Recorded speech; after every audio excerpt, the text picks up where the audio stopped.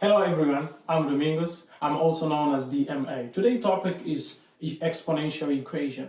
But before we go to exponential equation, I would like just us to discuss a bit of exponential function by introducing its characteristic form.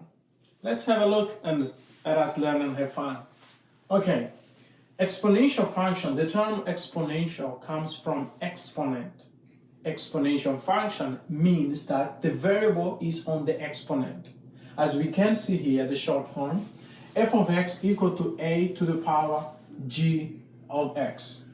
A is the base and g of x is our variable, or is representing the variable. The base has to always be positive. The way in mathematics we represent a positive number is saying that that number is greater than 0. Because every number greater than 0 is a positive number. But that's not all. It says also, although the base has to be positive, it has to be different than 1. So it can be any positive number except 1. As we have the example here, y equal to 2 to the power x. It's a short form of exponential function because x, which is our variable, is on the exponent. We have f of x equal to 3 to the power x plus 2 over x. We have g of x equal to 1 over 2 all to the power x, and etc. We have many types of examples that it could be exponential function. So, since we introduce what is exponential function, how it looks like, then it's better for us now to go to exponential equation. But before we solve exponential equations, we have to consider certain conditions which are important to discuss in exponential equations. Let's have a look at those conditions. Condition number 1, a to the power b equal to c to the power d. As a mathematician or as someone that is doing engineering or loves maths, always is important to ask the question, when is that going to be possible? Ask yourself this question. When a to the power b equal to c to the power d will be satisfied? How is that true? There is only one answer. This is only possible if the bases are equal and the exponents are also equal. A to the power b will only be equal to c to the power d if the bases are equal and if the exponents are also equal. This is the symbol that we use in mathematics to denotate and. Okay. Now let's go to condition number 2. Now we have on the left side the product of two expressions, and on the right side we have the product of two expressions. When that a times b will be equal to c times d. This will be possible if a is equal to c and b is equal to d. But that's not all. Or, this small v is called or in maths. This is the symbol to denotate or. A being equal to d and b being equal to c. So, this equality is only possible under those two conditions. Now let's have a look at the third condition. When that the sum on the left side will be equal to the sum on the right side. This condition applied here is similar to the previous one, because this equality will only be fulfilled if a is equal to c and b being equal to d. That's the first part. So, if this condition is satisfied, then this equality works. Or, this is or, b being equal to a being equal to d and b being equal to c. So while solving exponential equation, these three conditions are extremely important in order to succeed in solving exponential equations. Okay, now we have this example where we would like to solve. Okay, let's first remember in the three rules that we had previously. Let's start with the first rule. You test all the three rules. If none works, then it's a different story. But first of all, what you have to do is applying the first rule, the second rule, and the third one, if it's possible. Okay, the first rule says that a to the power b equal to c to the power d is only possible if the bases are equal and if the exponents are equal. That's the first rule. So let's apply the first rule in this case. My base on the left side is 6x and my base on the right side is 12. So I will say 6x to be equal to 12, and I will apply the exponent 4 equal to 2x. So solving this, I can divide both sides by 6. Dividing both sides by 6, I will have x here and I will have 2 here. And I can say that 2x is equal to 4. If 4 is equal to 2x, it's the same as saying 2x is equal to 4. Then dividing both sides by 2, I will have x equal to 2.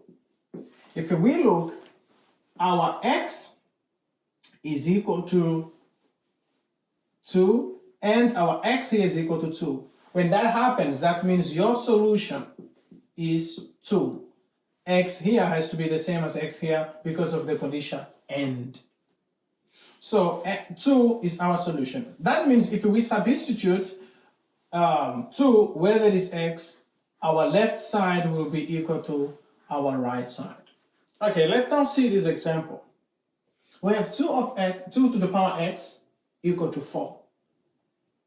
Okay, first of all, we have to consider in the first condition, the first rule, that a power equal to another power is only possible if the bases are equal and if the exponents are equal.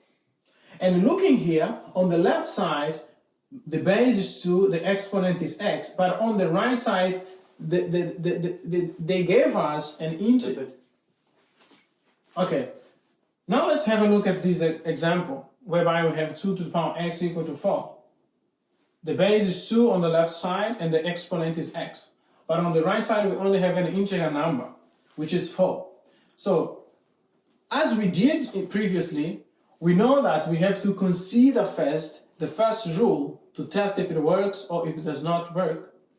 In order to equate the bases, I can transform 4 in base 2. Transforming 4 in base 2, I'm going to have 2 to the power x equal to 2 to the power 2. Now I can apply the condition, but if we look, the bases are already equal. So I don't need to equate the base because they are already equal. So I left with the exponents, so I equate the exponents. So I will have x equal to 2, equating the exponent. So x equal to 2, it is my solution. For example, number 3. Let me put another example. Let's say we have 2 to the power x equal to 1. Okay, 2 to the power x equal to 1. The bases are not equal and the exponents are not equal as well. So what we can do, is there any possibility that we can write 1 in the base 2? If there is, we go further. If there isn't, then we see what to do. But there is. We can say 2 to the power x is equal to 2 to the power 0. Why? Because we know every number to the power 0 is 1. So we apply that rule. So the base are already equal now. Now I equal the exponent x equal to 0. That's my solution. Let's now discuss this example that we have here. 4 to the power x minus 3 times 2 to the power x plus 2. There is no way we can apply the first principle, the first condition, by equating the bases and equating the exponents. But what we see here, 4 to the power x could be written in base 2. So we can write like that. So we can say that 4 is 2 to the power x all to the power 2. Why? Because 2 to the power 2 is 4, so it goes back. minus 3 times 2 to the power x plus 2 equal to 0. Now let's see. We have 2 to the power x here and we have 2 to the power x here. So what we can do is we can let 2 to the power x to be any variable. Let's say t. I like t, by the way. Okay, by letting, we will have t squared here minus 3t plus 2 equal to 0. That's quadratic equation. We can find out two numbers that multiplying each other is 2 and they add up to minus 3. We can find easily it's minus 2 and minus 1 because minus 2 and minus 1 multiplying them is 2 and adding is minus 3.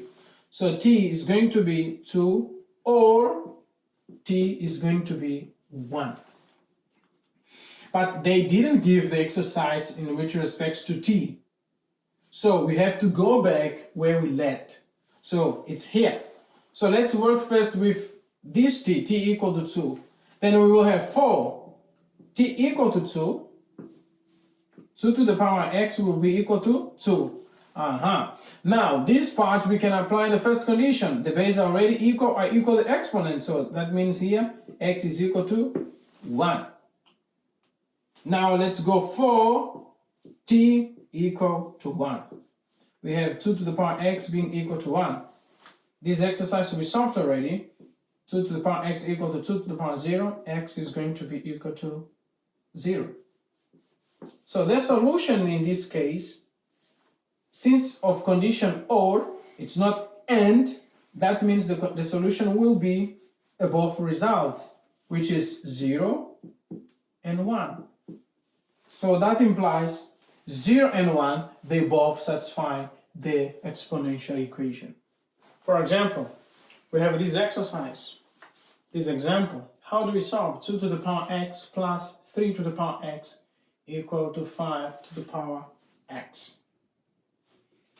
There is no way we can write all of them in the same base. So there is no way to apply the first condition. There is no way to apply the second condition because it's not product, it's sum.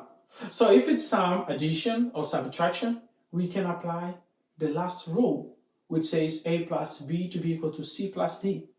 And when is that possible? When is that rule satisfied? When is that rule fulfilled?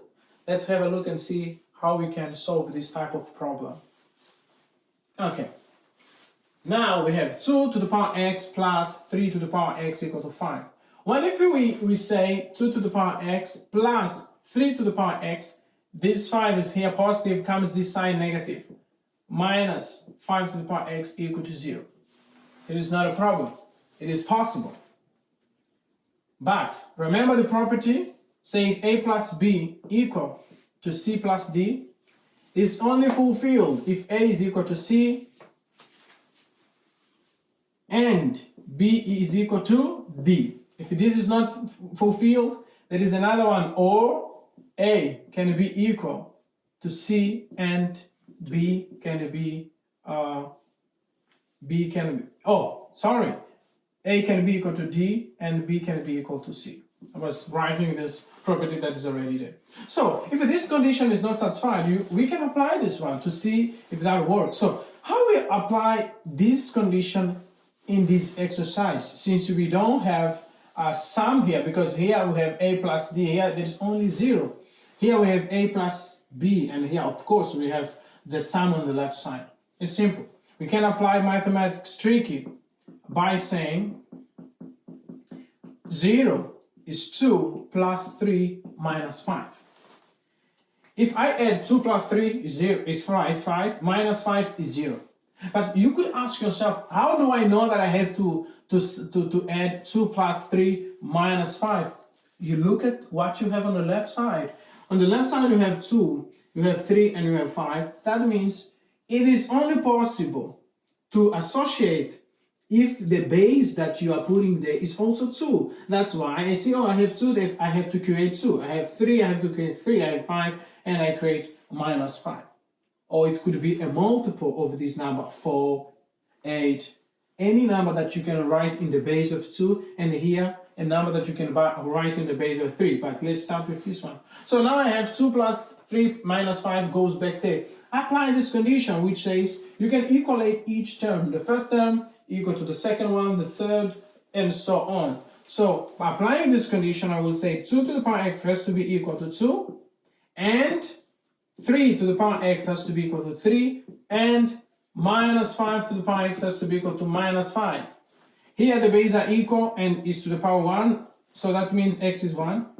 And here x is going to be 1, and here the base are equal, x is going to be 1. So if we look, the x here is the same, the x here is the same, the x here fulfills the condition and. So that means our solution is 1. And if we substitute 1 here, it will verify because we will end up having 2 plus 3 equal to 5. And now you ask yourself, we won't apply this part here? There is no need, because if I equate 2 to the power x equal to 3, the answer won't be the same when I equate 3 to the power 2, to the power x equal to 2. So that's why I only stick with the first condition. In this condition, not necessarily you will have to apply the second one. Sometimes you will only need to apply the first one and not the second one. And there will be case that you will be forced to apply both of them. Okay, thank you very much. Thank you for watching. And that's the end of our lesson. If you enjoyed, comment, like, press bell, and most importantly, subscribe and share with friends. Thank you. I see you in the next video.